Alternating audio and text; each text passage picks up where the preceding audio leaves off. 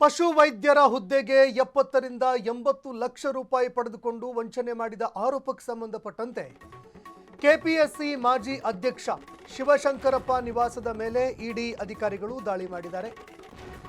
KPSC ಮಾಜಿ ಅಧ್ಯಕ್ಷ ಶಿವಶಂಕರಪ್ಪ ಅವರ ನಿವಾಸದ ಮೇಲೆ ಇಡಿ ಅಧಿಕಾರಿಗಳು ದಾಳಿ ಮಾಡಿದ್ದಾರೆ. ಒಟ್ಟು 21 ಸ್ಥಳಗಳಲ್ಲಿ ಇಡಿ ಅಧಿಕಾರಿಗಳು ಮೆಗಾ ರೇಡ್ ಮಾಡಿದ್ದಾರೆ. ಅಕ್ರಮದಲ್ಲಿ ಭಾಗಿಯಾಗಿರೋ ಅಭ್ಯರ್ಥಿಗಳ ನಿವಾಸದ ಮೇಲೂ ಕೂಡ ದಾಳಿ ಮಾಡಿದ್ದಾರೆ ಅಧಿಕಾರಿಗಳು. ಕೆಪಿಎಸ್ಸಿ ಮಾಜಿ ಅಧ್ಯಕ್ಷ ಶಿವಶಂಕರಪ್ಪ ಇಡಿ ವಶಕ್ಕೆ ಪಡ್ಕೊಂಡಿದ್ದಾರೆ. ಜಾರಿ ನಿರ್ದೇಶನಾಲಯ ಅಧಿಕಾರಿಗಳು ಅವರನ್ನು ವಶಕ್ಕೆ ಪಡ್ಕೊಂಡಿದ್ದಾರೆ. ವಿಚಾರಣೆಗೆ ಸಹಕರಿಸಿಲ್ಲ ಅನ್ನೋ ಹಿನ್ನೆಲೆಯಲ್ಲಿ ಇಡಿ ಅಧಿಕಾರಿಗಳು ವಶಕ್ಕೆ ಪಡ್ಕೊಂಡಿದ್ದಾರೆ. ಇನ್ನು ಒಂದು ವೇಳೆ ಏನಾದರೂ ವಶಕ್ಕೆ ಪಡ್ಕೊಂಡ್ರೆ ಅದಕ್ಕೆ ಸೂಕ್ತವಾಗಿರುವಂತಹ ಒಂದು ಕಾರಣವನ್ನು ಕೂಡ ಕೊಡಬೇಕಾಗುತ್ತೆ ಇಡಿ ಅಧಿಕಾರಿಗಳು. ಒಂದು ವೇಳೆ ವಿಚಾರಣೆಗೆ ಸರಿಯಾಗಿ ಸಹಕರಿಸದೇ ಇದ್ದರೆ ಅಥವಾ ವಿಚಾರಣೆ ವೇಳೆ ಅವರ ಪ್ರಶ್ನೆಗಳಿಗೆ ಸರಿಯಾದ ರೀತಿ ಉತ್ತರವನ್ನು ಕೊಟ್ಟಿರದೇ ಇದ್ದರೆ, ಅಂದರೆ ಏನು ದುಡ್ಡು ಸಿಕ್ಕಿರುತ್ತೆ ಅಥವಾ ಸಂಪತ್ತು ಲಭ್ಯವಾಗಿರುತ್ತೆ, ಅದಕ್ಕೆ ಪೂರಕವಾಗಿ ಏನಾದರೂ ಉತ್ತರವನ್ನು ಕೊಡದೇ ಇದ್ದರೆ ಆಗ ಸಹಜವಾಗಿ ಅಧಿಕಾರಿಗಳು ವಶಕ್ಕೆ ಪಡ್ಕೊಳ್ತಾರೆ. ಶಿವಶಂಕರಪ್ಪ ಸರಿಯಾಗಿ ವಿಚಾರಣೆಗೆ ಸಹಕರಿಸದ ಹಿನ್ನೆಲೆಯಲ್ಲಿ ಇಡಿ ಅಧಿಕಾರಿಗಳು ಅವರನ್ನು ವಶಕ್ಕೆ ಪಡ್ಕೊಂಡಿದ್ದಾರೆ. ಪಶು ವೈದ್ಯಾಧಿಕಾರಿ ನೇಮಕಾತಿ ಅಕ್ರಮದಲ್ಲಿ ಇಡಿ ಅಧಿಕಾರಿಗಳು ವಶಕ್ಕೆ ಪಡ್ಕೊಂಡಿದ್ದಾರೆ. ಇಡಿ ಅಧಿಕಾರಿಗಳು ಸಾಕಷ್ಟು ಪ್ರಶ್ನೆಗಳನ್ನು ಮಾಡಿದ್ರು. ಅವರನ್ನು ಪ್ರಶ್ನಿಸಿದಂತಹ ಸಂದರ್ಭದಲ್ಲಿ, ವಿಚಾರಣೆ ಮಾಡಿದಂತಹ ಸಂದರ್ಭದಲ್ಲಿ ವಿಚಾರಣೆಗೆ ಸರಿಯಾಗಿ ಸ್ಪಂದನೆ ಕೊಟ್ಟಿಲ್ಲ. ಹೀಗಾಗಿ ಇಡಿ ಅಧಿಕಾರಿಗಳು ಅವರನ್ನು ವಶಕ್ಕೆ ಪಡ್ಕೊಂಡಿದ್ದಾರೆ. ಸಾಕಷ್ಟು ರೀತಿಯ ಕಾರಣಗಳಿರುತ್ತೆ ಇಡಿ ಅಧಿಕಾರಿಗಳು ವಶಕ್ಕೆ ಪಡ್ಕೊಳ್ಬೇಕಾದ್ರೆ. ಅವರು ಕೊಟ್ಟಿರುವಂತಹ ಉತ್ತರ ಜೊತೆಗೆ ಇವರು ವಶಕ್ಕೆ ಪಡ್ಕೊಂಡಿರೋ ದಾಖಲೆಗಳು ಅಥವಾ ಇವರಿಗೆ ಬಂದಿರುವಂತಹ ಮಾಹಿತಿ ಎರಡಕ್ಕೂ ಕೂಡ ತಾಳೆಯಾಗದೇ ಇದ್ದಾಗ ಕೂಡ ಅವರನ್ನು ವಶಕ್ಕೆ ಪಡ್ಕೊಳ್ಬಹುದು. ಅಥವಾ ಏನಾದರೂ ತುಂಬ ಆಬ್ಜೆಕ್ಷನೇಬಲ್ ಡಾಕ್ಯುಮೆಂಟ್ಸ್ ಏನಾದರೂ ಲಭ್ಯವಾಗಿದ್ದರೆ ಅದಕ್ಕೆ ಸಂಬಂಧಪಟ್ಟಂತೆ ಹೆಚ್ಚಿನ ವಿಚಾರಣೆ ಮಾಡೋದಕ್ಕೂ ಕೂಡ ಅವರನ್ನು ವಶಕ್ಕೆ ಪಡ್ಕೊಳ್ಬಹುದು. ಅದರ ಜೊತೆಗೆ ಮತ್ತೊಂದು ಕಾರಣ, ಅವರು ಸರಿಯಾಗಿ ಸ್ಪಂದನೆ ಕೊಡ್ತಾ ಇಲ್ಲ, ಉತ್ತರಗಳನ್ನು ಕೊಡ್ತಾ ಇಲ್ಲ ಅಂತಂದಾಗ ಆಗಲೂ ಕೂಡ ಇಡಿ ಅಧಿಕಾರಿಗಳು ಅವರನ್ನು ವಶಕ್ಕೆ ಪಡ್ಕೊಳ್ಬಹುದು. ಇದೀಗ ಕೆಪಿಎಸ್ಸಿ ಮಾಜಿ ಅಧ್ಯಕ್ಷ ಶಿವಶಂಕರಪ್ಪ ಅವರು ಏನಿದ್ದಾರೆ, ಸರಿಯಾಗಿ ಸ್ಪಂದನೆ ಕೊಟ್ಟಿಲ್ಲ, ಸರಿಯಾದ ರೀತಿಯಲ್ಲಿ ಉತ್ತರ ಕೊಟ್ಟಿಲ್ಲ ಅನ್ನೋ ಕಾರಣಕ್ಕಾಗಿ ಅವರನ್ನು ವಶಕ್ಕೆ ಪಡ್ಕೊಂಡಿದ್ದಾರೆ ಇಡಿ ಅಧಿಕಾರಿಗಳು.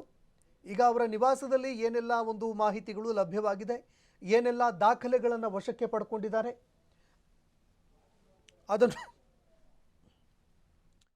ಅದನ್ನು ಕೂಡ ನೋಡಬೇಕಾಗತ್ತೆ. ಇತ್ತ ಯಾರ್ಯಾರು ಈ ಅಕ್ರಮದಲ್ಲಿ ಭಾಗಿಯಾಗಿದ್ರು, ಅಂದರೆ ಯಾರ್ಯಾರು ದುಡ್ಡು ಕೊಟ್ಟು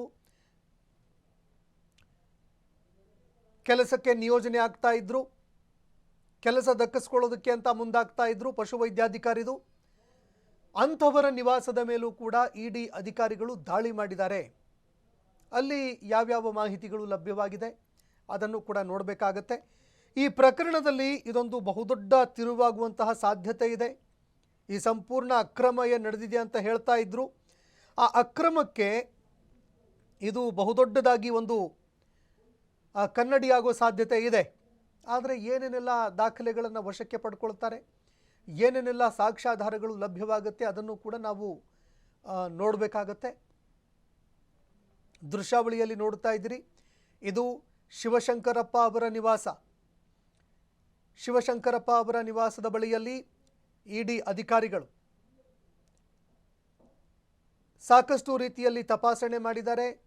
ಕೆಪಿಎಸ್ಸಿ ಪಶು ವೈದ್ಯಕೀಯ ಅಧಿಕಾರಿ ನೇಮಕಾತಿ ವಿಚಾರಕ್ಕೆ ಸಂಬಂಧಪಟ್ಟಂತೆ ಅದರಲ್ಲಿ ಕೆಲಸ ಗಿಟ್ಟಿಸ್ಕೊಳ್ಳೋದಕ್ಕೆ ಸರಿಸುಮಾರು 80 ಲಕ್ಷ ಹಣ ಪಡ್ಕೊಂಡಿದ್ರು ಅನ್ನುವಂತಹ ಆರೋಪಗಳು ಕೇಳಿಬಂದಿತ್ತು. 80 ಲಕ್ಷ ದುಡ್ಡು ಕೊಟ್ಟಿದ್ದಾರೆ ಒಂದೊಂದು ಹುದ್ದೆಗೆ ಅನ್ನುವಂತಹ ಗಂಭೀರ ಆರೋಪಗಳು ಕೇಳಿಬಂದಿತ್ತು.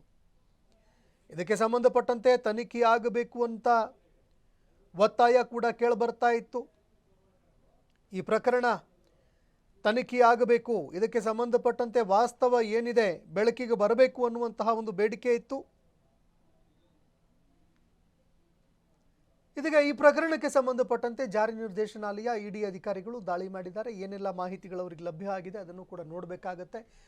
ಇನ್ನು ಕೆಪಿಎಸ್ಸಿ ವೈದ್ಯಕೀಯ ಅಧಿಕಾರಿ ನೇಮಕಾತಿ ಅಕ್ರಮಕ್ಕೆ ಸಂಬಂಧಪಟ್ಟಂತೆ ವಿಜಯಲಕ್ಷ್ಮಿ ಕೋಬಾಳ್ಕರ್ ಅವರ ಮನೆ ಮೇಲೂ ಕೂಡ ಇಡಿ ಅಧಿಕಾರಿಗಳು ದಾಳಿ ಮಾಡಿದ್ದಾರೆ. ದೃಶ್ಯಾವಳಿಯಲ್ಲಿ ಅವರ ಫೋಟೋ ಕೂಡ ನೋಡ್ತಾ ಇದ್ದೀರಿ. ವಿಜಯಲಕ್ಷ್ಮಿ ಕೋಬಾಳಕರ್ ಅವರ ಮನೆ ಮೇಲೂ ಕೂಡ ಇಡಿ ಅಧಿಕಾರಿಗಳು ದಾಳಿ ಮಾಡಿದ್ದಾರೆ. ಸಾಕಷ್ಟು ಮಾಹಿತಿಗಳನ್ನು ಅಲ್ಲೂ ಕೂಡ ಕಲೆ ಹಾಕಿದ್ದಾರೆ ಅನ್ನೋ ಮಾಹಿತಿಗಳು ಲಭ್ಯವಾಗ್ತಾ ಇದೆ. ಏನೇನೆಲ್ಲ ಮಾಹಿತಿಗಳನ್ನು ಕಲೆ ಹಾಕಿದ್ದಾರೆ ಅನ್ನುವಂಥದ್ದನ್ನು ನೋಡಬೇಕಾಗತ್ತೆ. ಈ ಬಗ್ಗೆ ಮತ್ತಷ್ಟು ಮಾಹಿತಿ ಕೊಡ್ತಾರೆ ಪ್ರತಿನಿಧಿ ಪುರುಷೋತ್ತಮ್ ಕುಲಕರ್ಣಿ ಫೋನ್ ಸಂಪರ್ಕದಲ್ಲಿ ಜಾಯ್ನ್ ಆಗಿದ್ದಾರೆ. ಪುರುಷೋತ್ತಮ್, ಇಡಿ ಅಧಿಕಾರಿಗಳು ಹಲವಾರು ಸ್ಥಳಗಳಲ್ಲಿ ದಾಳಿ ಮಾಡಿದ್ದಾರೆ.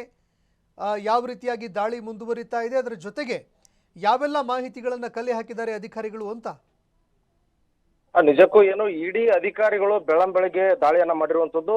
ಮುಂದುವರಿದ ದಾಳಿಯ ಭಾಗವಾಗಿ ಇದೀಗ ವಿಜಯಲಕ್ಷ್ಮಿ ಕೋಬಾಳ್ಕರ್ ಮನೆ ಮೇಲೂ ಕೂಡ ಇಡಿ ದಾಳಿಯನ್ನ ಮಾಡಿರುವಂತದ್ದು. ಮೂಲತಃ ಶಹಾಪುರದ ಸಮಾಜ ಕಲ್ಯಾಣ ಇಲಾಖೆಯಲ್ಲಿ ಎಡಿಯಾಗಿ ಕೆಲಸ ನಿರ್ವಹಿಸುವಂತ ವಿಜಯಲಕ್ಷ್ಮಿ ಅವರ ಮನೆಯ ಮೇಲೂ ಕೂಡ ಇದೀಗ ಇಡಿ ದಾಳಿಯನ್ನ ಆಗಿರುವಂತದ್ದು. ವಿಜಯಲಕ್ಷ್ಮಿ ಅವರ ಕಲಬುರಗಿ ನಿವಾಸ ಏನಿದೆ ಆ ಒಂದು ನಿವಾಸದ ಮೇಲೂ ಕೂಡ ಇಡಿ ಅಧಿಕಾರಿಗಳು ತಪಾಸಣೆಯನ್ನ ಮಾಡ್ತಾ ಇದ್ದಾರೆ. ಕಲಬುರಗಿ ನಗರದ ಓಜಾ ಲೇಔಟ್ ನಲ್ಲಿರುವಂತಹ ವಿಜಯಲಕ್ಷ್ಮಿ ನಿವಾಸ ಮನೆ ಮೇಲೆ ದಾಳಿ ಮಾಡಿ ಇದೀಗ ಪರಿಶೀಲನೆಯನ್ನು ಸಹ ಮುಂದುವರಿಸ್ತಾ ಇರುವಂತದ್ದು. 2009ರಲ್ಲಿ ಸಮಾಜ ಕಲ್ಯಾಣ ಇಲಾಖೆಗೆ ಸೇವೆಗೆ ಸೇರಿದಂತ ವಿಜಯಲಕ್ಷ್ಮಿ ಅವರು ಇದೀಗ ಕಲಬುರಗಿ ನಿವಾಸದ ಮೇಲೂ ಕೂಡ ದಾಳಿ ಆಗಿರುವಂತದ್ದು. ದಾಳಿ ನಡೆಸಿ ಪರಿಶೀಲನೆಯನ್ನ ಇದೀಗ ಅಧಿಕಾರಿಗಳು ಮಾಡ್ತಾ ಇರುವಂತದ್ದು. ಯಥಾವತ್ತಾಗಿ ಸಿಆರ್ಪಿಎಫ್ ಯೋಧರ ಭದ್ರತೆಯೊಂದಿಗೆ ಇದೀಗ ಈ ಒಂದು ದಾಳಿ ಮುಂದುವರುವಂತದ್ದು. ವಿಜಯಲಕ್ಷ್ಮಿ ಅವರು ಈ ಮನೆಯ ಮೇಲೆ ಇಂಚಿಂಚು ಮಾಹಿತಿಯನ್ನ ಇದೀಗ ಅಧಿಕಾರಿಗಳು ಕಲೆ ಹಾಕ್ತಾ ಇರುವಂತದ್ದು. ಈ ಹಿಂದೆಯೂ ಕೂಡ ವಿಜಯಲಕ್ಷ್ಮಿ ಅವರ ಮೇಲೆ ಸಾಕಷ್ಟು ಆರೋಪಗಳು ಸಹ ಕೇಳಿ ಬಂದಿತ್ತು.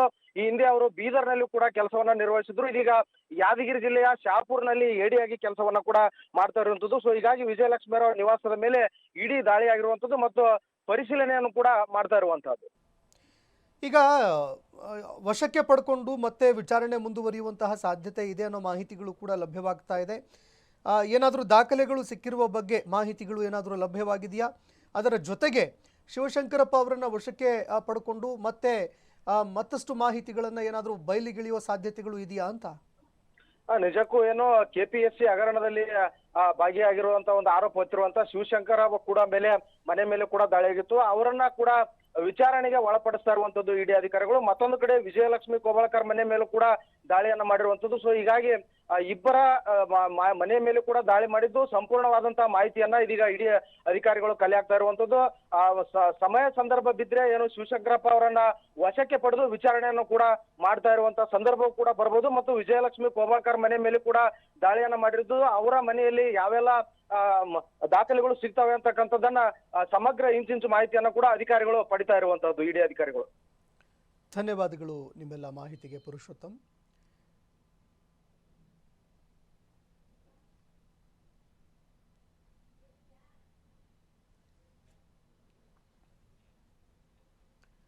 ಇನ್ನು ಕೆಪಿಎಸ್ಸಿ ಪಶುವೈದ್ಯಕೀಯ ಅಧಿಕಾರಿ ನೇಮಕಾತಿ ಅಕ್ರಮಕ್ಕೆ ಸಂಬಂಧಪಟ್ಟಂತೆ ವಿಜಯಲಕ್ಷ್ಮಿ ಕೋಬಾಳ್ಕರ್ ಇವರ ಮನೆ ಮೇಲೂ ಕೂಡ ದಾಳಿ ಮಾಡಿದ್ದಾರೆ ಅಧಿಕಾರಿಗಳು. ಶಹಾಪುರದ ಸಮಾಜ ಕಲ್ಯಾಣ ಇಲಾಖೆಯಲ್ಲಿ ಎಡಿ ಆಗಿರುವಂತಹ ವಿಜಯಲಕ್ಷ್ಮಿ ಅವರ ಮನೆ ಮೇಲೂ ಕೂಡ ದಾಳಿಯಾಗಿದೆ. ವಿಜಯಲಕ್ಷ್ಮಿ ಅವರದ್ದು ಕಲಬುರಗಿ ನಿವಾಸ ಏನಿದೆ ಅಲ್ಲಿ ದಾಳಿ ಮಾಡಿದಾರಂತೆ ಅಧಿಕಾರಿಗಳು. ಕಲಬುರಗಿ ನಗರದ ಓಜಾ ಲೇಔಟ್ನಲ್ಲಿ ವಿಜಯಲಕ್ಷ್ಮಿ ಅವರ ನಿವಾಸ ಇದೆ. ಅವರ ಮನೆ ಮೇಲೂ ಕೂಡ ಇಡಿ ಅಧಿಕಾರಿಗಳು ದಾಳಿ ಮಾಡಿದ್ದಾರೆ. 2009ರಲ್ಲಿ ಸಮಾಜ ಕಲ್ಯಾಣ ಇಲಾಖೆಯಲ್ಲಿ ಇವರು ಸೇವೆ ಸಲ್ಲಿಸಿದ್ದಾರೆ. 2009ರಲ್ಲಿ ಸೇರ್ಪಡೆಯಾಗಿದ್ದರು ವಿಜಯಲಕ್ಷ್ಮಿ. ತದನಂತರದಲ್ಲಿ ಈ ಒಂದು ಅಕ್ರಮದಲ್ಲಿ ಅವರ ಹೆಸರು ಕೂಡ ಕೇಳಿಬರ್ತಾ ಇತ್ತು. ಹಾಗಾಗಿ ಇಡಿ ಅಧಿಕಾರಿಗಳು ದಾಳಿ ಮಾಡಿ ಪರಿಶೀಲನೆ ಮುಂದುವರಿಸ್ತಾ ಇದ್ದಾರೆ. ಇನ್ನು ಮತ್ತಾರ್ಯಾರ ಹೆಸರುಗಳು ಬೆಳಕಿಗೆ ಬರುತ್ತೆ ಅನ್ನುವಂಥದ್ದನ್ನು ಕೂಡ ನೋಡಬೇಕಾಗತ್ತೆ. ಈತ ಶಾಮನೂರು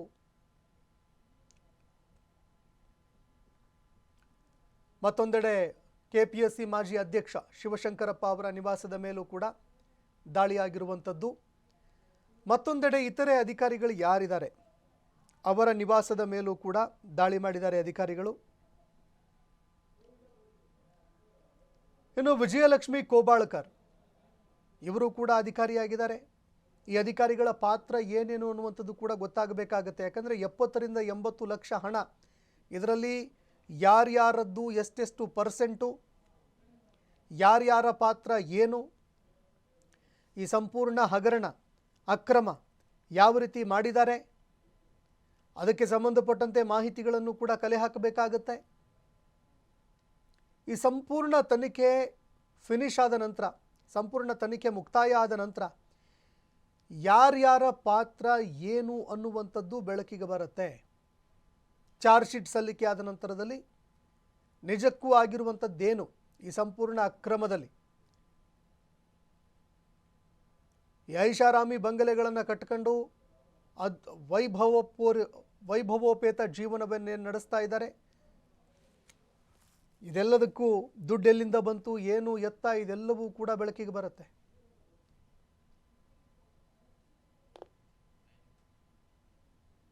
ಈ ಬಗ್ಗೆ ಮತ್ತಷ್ಟು ಮಾಹಿತಿ ಕೊಡ್ತಾರೆ ಸಹೋದ್ಯೋಗಿ ಸಾಹಿಲ್. ಡೆಸ್ಕಿಂದ ನೇರ ಸಂಪರ್ಕದಲ್ಲಿ ಜಾಯ್ನ್ ಆಗಿದ್ದಾರೆ. ಸಾಹಿಲ್, ಹೇಗೆ ನಡೀತಾ ಇದೆ ಇಡಿ ಅಧಿಕಾರಿಗಳದ್ದು, ಏನೇನೆಲ್ಲ ಮಾಹಿತಿಗಳು ಲಭ್ಯ ಆಗಿದೆ ಅಂತ?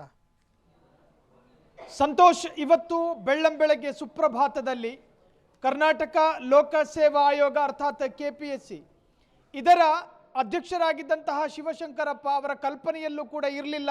ಇವತ್ತು ಎನ್ಫೋರ್ಸ್ಮೆಂಟ್ ಡೈರೆಕ್ಟರೇಟ್ ಅಧಿಕಾರಿಗಳು ಮನೆಯ ಬಾಗಿಲಿಗೆ ಬಂದು ಕಾಲಿಂಗ್ ಬೆಲ್ ಪ್ರೆಸ್ ಮಾಡ್ತಾರೆ ಅನ್ನೋ ಕಲ್ಪನೆಯಲ್ಲೂ ಇಲ್ಲದಂತಹ ಶಿವಶಂಕರಪ್ಪ ಮತ್ತು ಪತ್ನಿ, ಎಂದಿನಂತೆ ಪತ್ನಿ ಇವತ್ತು ದೇವಸ್ಥಾನ ಸಂದರ್ಶನಕ್ಕೆ ಹೋಗಿದ್ರು.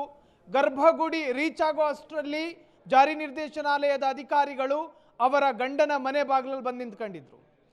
ಕೇಳಲಾಗುವ ಅಷ್ಟು ಪ್ರಶ್ನೆಗಳಿಗೆ ಪರಿಪೂರ್ಣ ಸಹಕಾರ ಇಲ್ಲದೇ ಇದ್ದಾಗ ಎನ್ಫೋರ್ಸ್ಮೆಂಟ್ ಡೈರೆಕ್ಟರೇಟ್ ಅಧಿಕಾರಿಗಳ ಪರಮಾಧಿಕಾರವನ್ನು ಪ್ರಯೋಗ ಮಾಡ್ತಾರೆ. ಯುವರ್ ಅಂಡರ್ ಅರೆಸ್ಟ್, ತಾತ್ಕಾಲಿಕವಾಗಿ ನಿಮ್ಮನ್ನು ಕಸ್ಟಡಿಗೆ ತೆಗೆದುಕೊಳ್ಳಲಾಗುವುದು. ಅದಕ್ಕೆ ಪ್ರಬಲವಾದಂತಹ ಕಾರಣಗಳನ್ನು ಕೂಡ ಮುಂದಿಡಲಾಗುತ್ತೆ. ನೋಡಿ, ಆ ಮನೆಯ ಕಟ್ಟಕಡೆಯ ಕೋಣೆಯಲ್ಲಿ ಅಡಗಿರುವ ಕಡತಗಳ ಧೂಳನ್ನು ಕೊಡವಿಯೂ ಕೂಡ ಅವರು ಪರಿಶೀಲನೆ ಮಾಡ್ತಾರೆ. ಅದಕ್ಕೆ ಪರಿಪೂರ್ಣವಾದಂತಹ ಸಹಕಾರಗಳನ್ನು ಕೊಡಬೇಕು. ಶಿವಶಂಕರಪ್ಪರ ಬಳಿಯಲ್ಲಿ ಆ ಪರಿಪೂರ್ಣ ಸಹಕಾರ ಇಲ್ಲದೇ ಇದ್ದಾಗ ಅವರನ್ನು ವಶಕ್ಕೆ ಪಡೆಯುವಂಥ ಪ್ರಯತ್ನಗಳಾಗ್ತವೆ. ಅದೇನೇ ಇರಲಿ, ಕರ್ನಾಟಕ ಲೋಕಸೇವಾ ಆಯೋಗ KPSC ಕರ್ನಾಟಕದಲ್ಲಿ ಬಹಳಷ್ಟು ದೊಡ್ಡ ಮಟ್ಟಿಗೆ ಸಂಚಲನ ಮೂಡಿಸಿದ್ದಂತಹ ಪ್ರಕರಣ ಈಗ ಜಾರ್ಖಂಡ್ನಲ್ಲಿ ಏನು ನಡೀತಾ ಇದೆಯೋ ಅಲ್ಲಿ JPSC, ಇಲ್ಲಿ KPSC. ಅದೇನೇ ಇರಲಿ, ಇಲ್ಲಿ ನೋಡಿ, ಪಶು ವೈದ್ಯಾಧಿಕಾರಿ ಈ ಕರ್ನಾಟಕ ಲೋಕಸೇವಾ ಆಯೋಗ ಶಿಕ್ಷಕರನ್ನ ಪೊಲೀಸರನ್ನ ನೇಮಕಾತಿ ಮಾಡೋದಕ್ಕೆ ಒಂದು ಪರೀಕ್ಷೆಗಳನ್ನು ಏರ್ಪಾಡು ಮಾಡಲಾಗುತ್ತೆ. ಇಲ್ಲಿ ಯೋಗ್ಯಸ್ಥರನ್ನ ಕೈಬಿಟ್ಟು ಅಯೋಗ್ಯರನ್ನ ಆ ಸ್ಥಾನಕ್ಕೆ ಕೂರಿಸೋ ಪ್ರಯತ್ನಗಳು, ಅರ್ಹರನ್ನ ಕೈಬಿಟ್ಟು ಅನರ್ಹರಿಗೆ ಸ್ಥಾನ ಕೊಡುವಂತಹ ಪ್ರಯತ್ನಗಳು, ಇವೆಲ್ಲವೂ ಕೊಡುವ ಮತ್ತು ತೆಗೆದುಕೊಳ್ಳುವ ವ್ಯವಹಾರದ ಆಧಾರದ ಮೇಲೆ ನಡೆಯುತ್ತೆ. ಕೊಟ್ಟವನು ಎಷ್ಟು ನೋಟ್ ಕೊಟ್ಟ ಅನ್ನೋ ಆಧಾರ, ಅದರ ಮುಖೇನ ಅವನಿಗೆ ಸ್ಥಾನವನ್ನು ಕೊಡಲಾಗುತ್ತೆ. ಪಶು ವೈದ್ಯಾಧಿಕಾರಿ ಅಂದರೆ ನೋಡಿ, ಆ ವೈದ್ಯಾಧಿಕಾರಿಯ ನೇಮಕಾತಿಯಲ್ಲಿ ಹಗರಣ ನಡೆದಿದೆ ಅನ್ನುವಂತಹದ್ದು. ಇನ್ನು ಎನ್ಫೋರ್ಸ್ಮೆಂಟ್ ಡೈರೆಕ್ಟರೇಟ್ ಅಧಿಕಾರಿಗಳಿಗೆ ಏನು ಕೆಲಸ? ಕರ್ನಾಟಕದಲ್ಲಿ ಇಡಿ ಬೇರೆ ಬೇರೆ ತನಿಖಾ ಸಂಸ್ಥೆಗಳಿದ್ದಾವೆ, ಅವೆಲ್ಲವೂ ಬಿಟ್ಟು ಯಾಕಿಲ್ಲಿ ಜಾರಿ ನಿರ್ದೇಶನಾಲಯ ಬಂತು ಅನ್ನುವ ಪ್ರಶ್ನೆಗೆ ಉತ್ತರ ನೋಡಿ. ಇಡಿ ಅದು ಕೇಂದ್ರ ಸರ್ಕಾರದ ಅಧೀನದಲ್ಲಿರ್ತಕ್ಕಂತಹದ್ದು. ಅಕ್ರಮ ಹಣ ವರ್ಗಾವಣೆ ಅರ್ಥಾತ್ ಮನಿ ಲಾಂಡ್ರಿಂಗ್ ಈ ತರಹದ ಪ್ರಕರಣಗಳು ಬಂದಾಗ ಇಡಿ ಅಧಿಕಾರಿಗಳು ಆ ವಾಸನೆಯನ್ನ ಹಿಡಿದು ಬರ್ತಾರೆ. ಸೊ ಈ ಪ್ರಕರಣದಲ್ಲೂ ಕೂಡ ಒಂದಷ್ಟು ಅಕ್ರಮ ಹಣ ವರ್ಗಾವಣೆ ಆಗಿದೆ ಎನ್ನುವಂಥ ಆರೋಪ ಇತ್ತು. ಕಾರಣ ಚಾಲಕರ ಮುಖೇನ ಹಣ ಬಂದಿದೆ. ಒಂದೊಂದು ಸ್ಥಾನಕ್ಕೂ 70-80 ಲಕ್ಷ.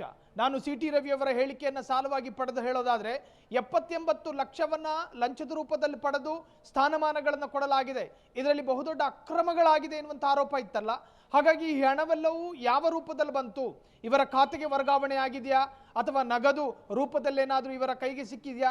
ಈ ಎಲ್ಲ ಆಯಾಮಗಳಲ್ಲೂ ಕೂಡ ತನಿಖೆಗಳಾಗ್ತವೆ. ಇನ್ನು ಶಿವಶಂಕರಪ್ಪರ ವಿಚಾರಕ್ಕೆ ಬರೋದಾದರೆ, ಅವರಿಗೆ ಸಂಬಂಧಪಟ್ಟಂತಹ ಸ್ವಕ್ಷೇತ್ರದ ನಿವಾಸ, ಬೆಂಗಳೂರಿನಲ್ಲಿ ಅವರಿಗೆ ಸಂಬಂಧಪಟ್ಟಂತಹ ಕಚೇರಿಗಳು ಎಲ್ಲವನ್ನೂ ಕೂಡ ವ್ಯವಸ್ಥಿತವಾಗಿ ರೇಖಿ ಮಾಡಲಾಗಿತ್ತು. ಹಂತ ಹಂತವಾಗಿ ಅವರಿಗೆ ಸಂಬಂಧಪಟ್ಟ ಎಲ್ಲ ಕಟ್ಟಡದ ಮೇಲೂ ಕೂಡ ಇಡಿ ಅಧಿಕಾರಿಗಳು ದಾಳಿ ನಡೆಸಿದ್ದಾರೆ ಸಂತೋಷ್. ಜೊತೆಗೆ ಅವರ ಪತ್ನಿ ದೇವಸ್ಥಾನಕ್ಕೆ ವಿಸಿಟನ್ನು ಕೊಟ್ಟಿದ್ರು. ಅವರು ಮನೆಗೆ ಬರುವಷ್ಟರಲ್ಲಿ ಒಂದು ಆಘಾತ ಎದುರಾಗಿತ್ತು. ಆ ಆಘಾತವೇ ಶಿವಶಂಕರಪ್ಪ ಇಡಿ ಅಧಿಕಾರಿಗಳ ಕಸ್ಟಡಿಗೆ ಹೋಗ್ತಾ ಇದ್ದಾರೆ ಎನ್ನುವಂತಹದ್ದು ಒಟ್ಟಾರೆ ಈವರೆಗೂ ಇರತಕ್ಕಂತಹ ಅಪ್ಡೇಟ್ಸ್ಗಳು ಸಂತೋಷ್. ಧನ್ಯವಾದಗಳು ಸಾಹಿಲ್ ನಿಮ್ಮೆಲ್ಲ ಮಾಹಿತಿಗೆ.